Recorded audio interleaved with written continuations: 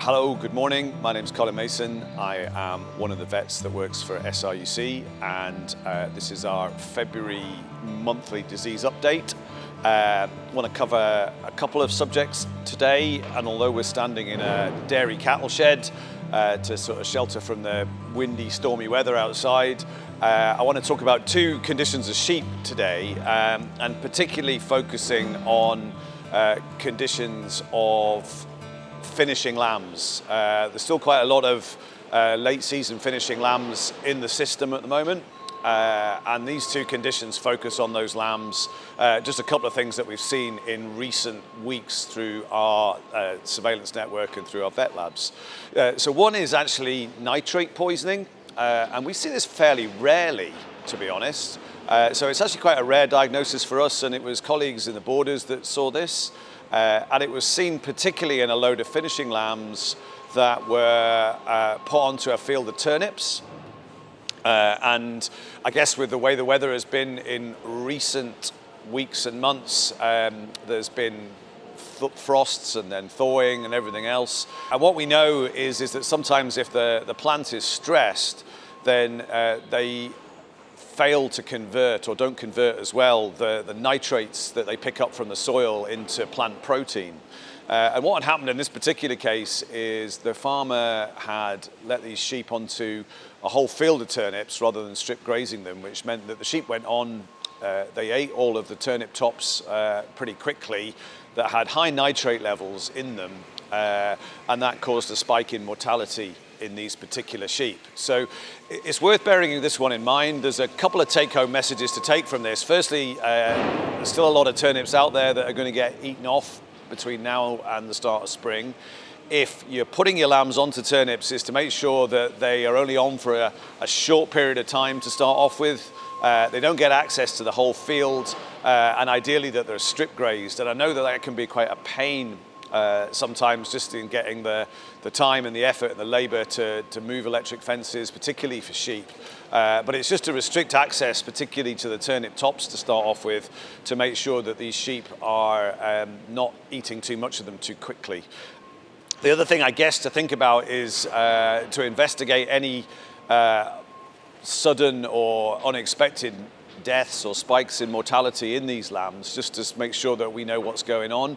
The thing with nitrate poisoning is that it can often present with lambs that initially clinically would be short of breath, and then that becomes a sort of a fatal lack of oxygen fairly quickly. So they may present as respiratory disease to start off with, and you may see these lambs that are actually panting, but ultimately it's important from an investigation point of view to distinguish this condition from other causes of respiratory disease that we might see in lambs. So the second condition that I want to just talk about with regard to finishing lambs particularly applies to lambs that are away at wintering, often on quite lush grazing fields, particularly in dairy country where we are now.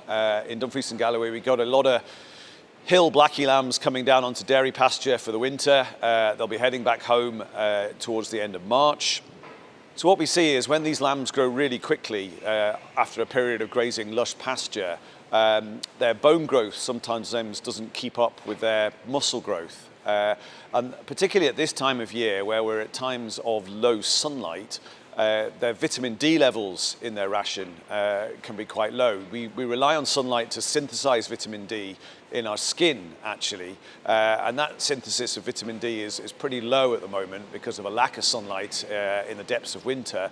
Therefore, we rely on the vitamin D coming from the diet, and it's important to ensure that these lambs are fully supplemented with vitamin D.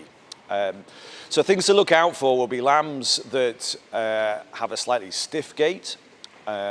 Occasionally we see what we might call pathological fractures, where you suddenly see a lamb that goes off its legs and has actually fractured a limb.